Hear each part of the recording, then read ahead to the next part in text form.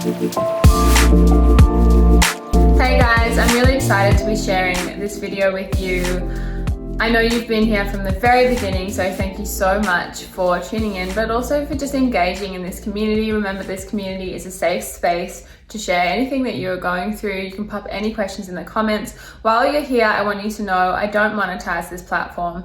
YouTube is for me to share my story in the hopes of helping some of you, any of you. So please tap like, share my videos. That would be amazing. So first things first, I know a lot of you have been having a lot of questions around how much my health has changed. So whether it's SIBO, my skin, IBS, but this health update is going to be a little long-winded because I'm going to take you through pretty much the last year and a half since I did my original video, exactly what's happened step by step, what I used to fix, heal the different situations and different health crises that I kind of came under, which has been a lot of fun.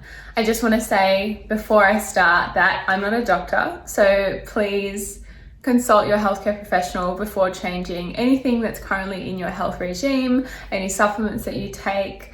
I just want you guys to consult with them first because this is me sharing my story. I'm not here to educate, I'm just here to share in the hopes that I can help some of you. So first things first, you guys know back in 2018, I came up with really bad acne. So you can see the photos here. That obviously took a while for me to heal, and I've done videos on how I healed that. So acne was a whole separate thing.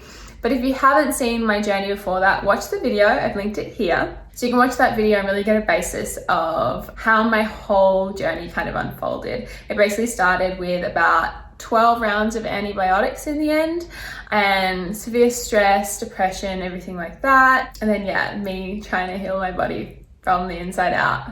And it's been about 3 years now, which is pretty awesome because I've come so far. And I love hearing from so many of you that you guys have come so far too. It just makes my heart so full. So first things first, it was the acne, the candida, the rosacea, the UTIs, chronic interstitial cystitis, which obviously is a similar thing, depression, anxiety, IBS. So that was my original kind of what is going on with my body. It all happened really quickly. I didn't really understand what was going on. And that's what led me down this holistic health journey. Now, my family, we've been very blessed to not have a lot of ill health in our family. But if we did, we always would go to our local doctor who was absolutely amazing. I have so much respect for Western medicine. But in my case, I just couldn't find any answers there. So I had to go into a realm that I'd never really dived into, and I just dived straight into holistic medicine, and I started seeing everyone to try and get some answers. Now, if you want to hear all about my acne journey, you can watch that video, but for now, let's keep going because we've covered that whole health journey in other videos. So the next thing was I was still left with my rosacea. Now, anyone that has rosacea, there's about 4 different types of rosacea, so make sure you get diagnosed with the correct one, first things first, because they all have different treatment principles. So it was the rosacea. Doctors were saying I had lupus, I had the butterfly rash, and I basically get like the severe redness over my nose and over my cheeks. You can see some photos that will pop up here. And that was that. Now, every single thing I ate seemed to bloat me. Healthy things, pumpkins, squashes, tomatoes, any kind of starchy food, resistant starches, tapiocas, banana flours, these kind of things were really irritating my stomach. I'm talking I would look, like 6 months pregnant. I would be out here and not understanding why, and also it would be extremely painful. And then as we know, when we get the abdominal distension, we get like the gas on the upset stomach and things like that. And then that really messes with our whole bowel movements and everything like that, which then irritates our skin, which then, it's a whole cycle of just an absolute shit fight. Exclude the pun. But anyway, so it was the SIBO. So how do you get tested for SIBO? To be quite honest, 80% of people that are diagnosed with IBS have come out with some level of SIBO. Now there's different variations. Mine was very bad. Some people just have mild. But 80% of people that get diagnosed with, you've got irritable bowel actually have SIBO. Now, what is SIBO? SIBO is basically where there is bacteria in the small intestine where it shouldn't be. It's kind of like they say with candida and all these things, it's basically bacterial overgrowths that have either proliferated into way too many numbers, kind of like you have with candida where the fungus has gone crazy, or it's kind of like with SIBO where your large intestine isn't a very happy place right now. So they move up into your small intestine and kind of have a party. Basically, I went to a holistic doctor and I already had all the symptoms. I already knew I had SIBO. I will link some doctors below for you to check to kind of see what symptoms you have and everything. That would take me ages for me to go through. If you head to the doctors I'm talking about, you'll be able to diagnose yourself. But if you want a yes or no answer, kind of the way that I did, because I was like, I just want to be sure, 100% sure that I know what I'm dealing with, I went and got the breath test, and it basically just tests your methane and hydrogen over a 90-minute period. And for me, mine came back like off the scales, and they're like, you definitely have SIBO. And I was like, oh, well, we already knew that, didn't we? So how do you treat your SIBO? Now, everyone's kind of wondering this, is the FODMAP diet the way to go? My answer is yes, but it's not everything. And I'm going to tell you why it's not everything in a second. But the reason that it is important is because what is a FODMAP? A FODMAP, I always get this wrong, it's like a tongue twister. A FODMAP is a short chain carbohydrate that basically, long of the short, ferments in your small intestine. So it's things that are really easily fermentable in the small intestine. So they're things that we don't want because we don't want to be feeding the bacteria that's already there and making it proliferate more. So when I was eating all of these foods really high in FODMAPs, but they were really, really healthy, I would get this abdominal distension, and it wouldn't be kind of in the really lower kind of area. It would almost be like up here, and I would be out here and feeling horrible. So FODMAPs are really, really important. I did follow a FODMAP diet for a really, really long time, and every now and then I'll add it back in because it did make me feel just generally really, really good. So in my resource, there'll be a lot of information on this and a lot of amazing recipes that are good for people that need a low FODMAP option. So FODMAPs are really, really important. But to me, the most important thing above everything is always comes down to what's the root cause. So what bacteria is it that's actually in the small intestine that's actually causing the problem? Now, there's a bunch that tend to be the main nasties that have a little party and cause all the problems. So usually like E. coli or Klebsiella cause a lot of issues, but there's plenty others.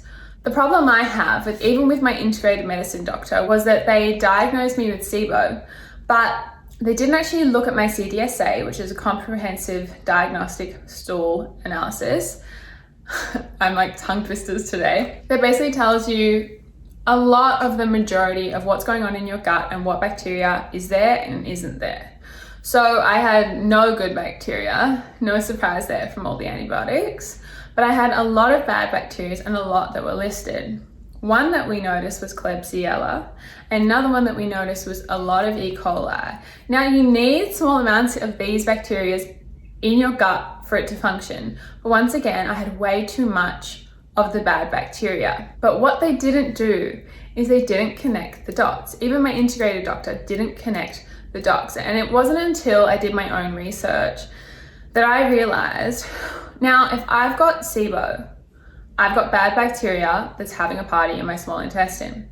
Why is no one looking at what the actual bacteria is? And when I looked at my comprehensive CDSA, I realized that it was majority Klebsiella in really high numbers and E. coli. So what did I do? I cleansed myself of the E. coli and the Klebsiella. Now, E. coli is a little bit easier to get rid of. There's a few supplements that are really good at getting rid of E. coli. But Klebsiella is really, really challenging. Even my integrated doctor was like, you're gonna have to take more antibiotics. And for me, as much as I have so much respect for Western medicine, it just wasn't an option to take more antibiotics because that was obviously what proliferated my problem in the first instance. So I decided I'm gonna figure out my own way to get rid of this Klebsiella that's in my small intestine that is causing the SIBO, which is triggering the rosacea. So I went and I found another holistic doctor and I was like, hey, I've researched and I've found a bunch of supplements that are really good at killing off Klebsiella and E. coli and therefore helping my SIBO. So I started taking those. I will list them in the comments in the bio, don't worry. But the thing that actually changed the game was I managed to get homeopathic drops, which were, it's pretty complicated, but they were units of the actual Klebsiella bacteria. So I was actually taking more of the Klebsiella bacteria. Now, this probably sounds like a lot to a lot of people, so let's just skip over that. But basically, when there's a will, there's a way, and you just gotta piece together the dots. And sometimes you really do have to kind of just commit to it yourself. So I started taking the drops and I started taking all of these natural things to kill off the Klebsiella. And within 2 months, I was still on a FODMAP diet. I had no bloating. I had like no gas. And my rosacea, literally, I had one flare up in I think it was about 7 or 8 weeks. And then after that, it wasn't until Christmas when I drank like a lot of wine and ate a lot of food, and it was so worth it. And the flare up was like 1/100th of what it used to be. Like my whole face would be on fire and painful and burning. And now if I get a flare up, it's once in a blue moon, like once in like 6 months. It's usually because I actually put something on my face that makes it triggered, because my gut feels pretty strong now. So moral of the story, I got rid of the Klebsiella and I got rid of the E. coli and I did a FODMAP diet and the SIBO went away. Like, it's completely gone. Long of the short, figure out what bacteria it is. And then there's so many amazing herbs and natural remedies for getting rid of it and rebalancing your gut. Because what I say about the gut is it's kind of like if you have a clean sponge. So I've got a clean sponge and I've got some dirty water. The dirty water is your gut. It's filled with bad bacteria and all these nasties. You put the sponge into the dirty water. Now, is it going to come out clean or is it going to come out dirty? It's going to come out dirty. So there's no point in putting in all the good stuff. Like everyone's saying, just take probiotics, just eat all these foods, just do all this stuff and it'll fix your problem. No, my true belief is that you have to get rid of the nasties, get rid of all the bad stuff so that the good stuff can flourish. And that has been my experience and truly what I believe in. So figuring out what bacteria it is and making sure it's gone for good. Okay, so that's SIBO. The next thing I wanted to share with you guys was about a year ago, I got diagnosed with Epstein Barr virus, which if you have watched Medical Medium, you've looked into a lot of different doctors, a lot of doctors talk about this virus, Epstein Barr virus. It's kind of the leading cause of chronic fatigue, directly related to chronic fatigue, etc., etc. But the reason this was so significant was that, I was always chronically exhausted and I didn't realize that I had a severe viral load in my body. So if we rewind back 3 years, I had the Candida. So I had a fungal overgrowth in my body.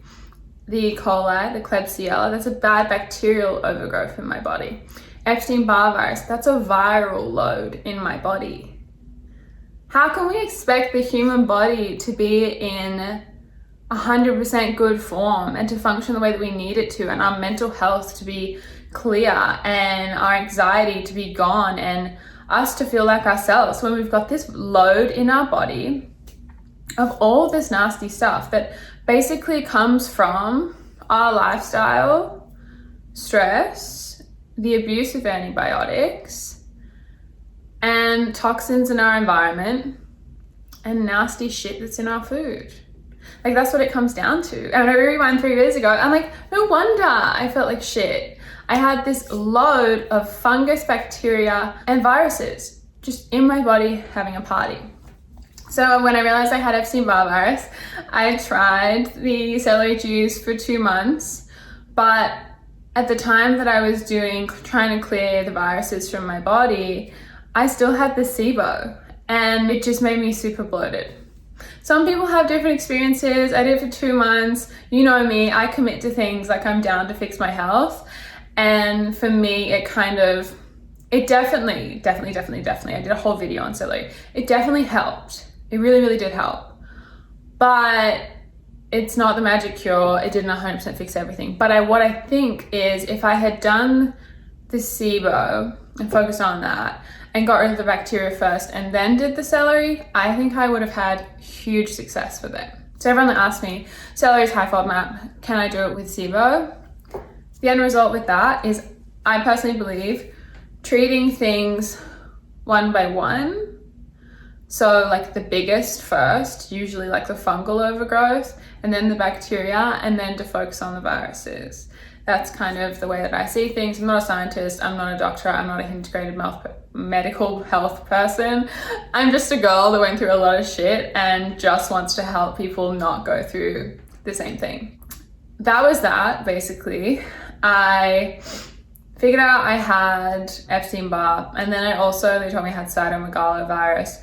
My body just had a really, really, really large viral load, which isn't good when there's a lot of viruses going around to have a viral load in your body.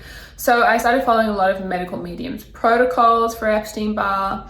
The celery did really, really help. But to be quite honest, what I did for that was I meditated a lot. I tried to lower my cortisol levels, and I started taking a lot of herbs to cleanse my body. And I started just like not overthinking things.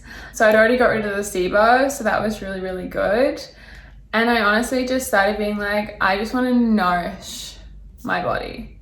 So, I mean, I completely cut coffee. I cut coffee a long time ago, but I went coffee to tea, wine, water. And I know it sucks, and you can still have it on like special occasions, but just like if you're trying to heal your body, just commit to it, because it's worth it. Like, our body is so precious to us, and unfortunately, so much in our society has led so many people to being so sick, and so many women I know to being so unwell with so much autoimmune.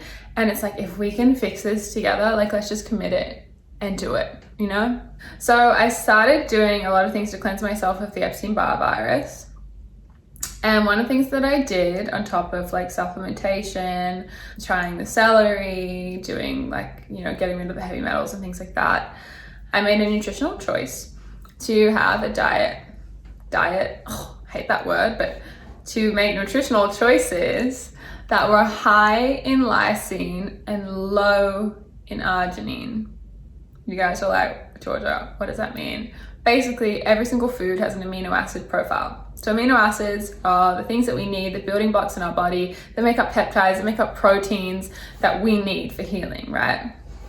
So there's a direct link between viral load in the body and lysine. So they often give lysine pills to people that have cold sores because it helps them go away way faster. Because lysine is really, really incredible for viruses in our body. So it's a really easy, natural way to basically kick viruses out, or just not letting them proliferate. So instead of them being active, just having them dormant in our body. We all have these things. That's what people need to understand. We all have these things. It's all a part of our microbiome. It's all a part of our bodies, but it's about it being in the right balance, and it's about it not taking over and making us sick. So I basically realized that a lot of the foods that I was eating were really high in arginine, which is not going to help you if you've got a viral load in your body. It's going to make it worse.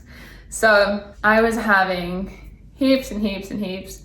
I didn't even realize until the other day, actually. I love nuts. Even when they're soaked and everything, they're so high in arginine. It's having lots of cacao. I love dark chocolate. It's my favorite thing in the whole world. Like, don't take this away from me.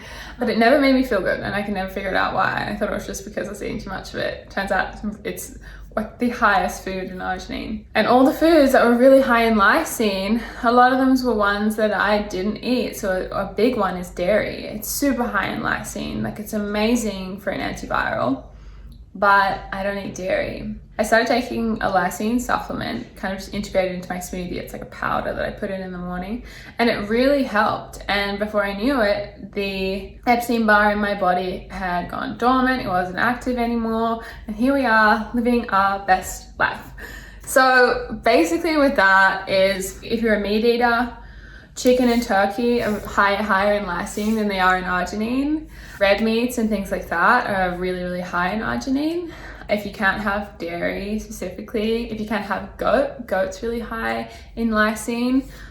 Protein powder choices. So one thing that I didn't realize, I was having heaps and heaps and heaps and heaps of hemp protein because I love hemp.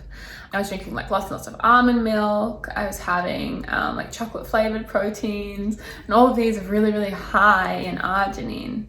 Now, when I researched like what's the highest food source like in the world that's really high in lysine, and I realized that it was whey protein isolate. Now, I didn't know anything about whey, and I'm pretty new to the whole whey community because I don't really eat beef or like cow products. It turns out they've got a ratio of 4:1, which is like the highest in the world, whey protein isolate. And isolate doesn't have casein, and it's 99.9% lactose free. So turns out that's an amazing option for people that have a viral load in their body. But I'm going to do a heap of links below this video so you guys can understand. I've also been talking for a while, and it's probably just like a lot. Even me trying to remember it is just a lot. So yeah, so I kind of worked through the Epstein Barr, and then once I cleared that, I just started taking herbs to really just like boost my immunity. One of them being huang chi, which is Astralagus, which so many of you guys probably know, but it's not something that's kind of recommended taking in the Oriental medicine world until you've kind of cleared all the bad stuff. So that's kind of it from me for now, because I feel like this video is long enough and you guys are done from me talking. But I hope that helped you. I know that it's a lot, but I just wanted to cover the SIBO, the bacteria, and the Epstein Barr virus, because I know that's what most of you know, really, really resonate with and are all struggling with as well. And when I did clear these things, my rosacea got better, my skin got better, my fatigue's gone. Like, I can get up at 6 a.m. and I'm working out 5 days a week. And I haven't been able to do that for 3 years. So that's pretty awesome. I don't know if you guys want me to, but do you want me to do a video on UTIs? Because I did get diagnosed 3 years ago with interstitial cystitis, which is like, you can never get rid of. And I haven't had a UTI in a year and a half. I never thought I'd see the day. If you're a woman and you have UTIs, you just understand how painful they are. Just miserable. So if you guys want me to do a video on that, please just let me know. I think that's everything. We've been talking for a while, but I will put all the links below of like the supplements and things like that that helped me with SIBO and the bacteria and the Epstein Barr. But the main thing I really wanted to get across in this video is that there's a root cause of everything. So if people are like, I'm bloated, my root cause is SIBO. But what's the root cause of the SIBO? What's the bacteria causing the SIBO? So that's what I really wanted to get across in this video, is that there's a root cause to absolutely everything and every health condition that's going on right now. And if we can figure that out together, then we're good as gold. So I appreciate you guys. I love you guys. I'm here for you always. I hope that video was kind of easy for you to understand, just because I rambled a lot and I spoke about a lot of things. But sending so much love to all of you today, to my beautiful healing community. I appreciate you. You're so wonderful and so vibrant. Yeah, I'm going to put all the links below.